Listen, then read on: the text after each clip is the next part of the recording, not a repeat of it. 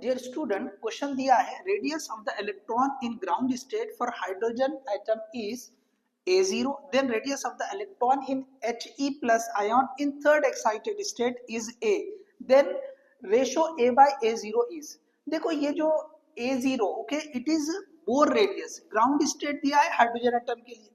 अब हमें पता है कि रेडियस का जो फॉर्मूला होता है, रिलेशन ये होता है n square by Z into ये a0, बोर ऑर्बिट का जो रेडियस है।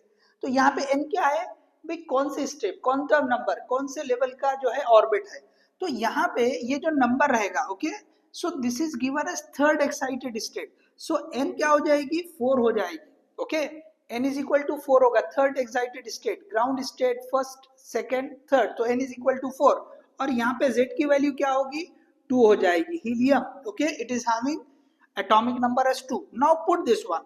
So here this R we can write as, it is given as A, so I can write this A is equal to n square को आप लिख दो ये 4 square divide by ये Z का वैल्यू 2 है into A0.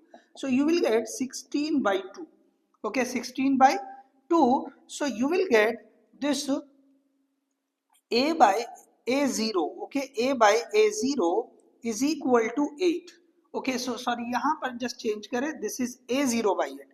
So from this you can write a0 by 8, sorry a0 by a will be equal to 1 by 8. Okay, तो a0 by 8 कितना हो जाएगा 1 by 8 हो जाएगा, ठीक है। So this is the correct option.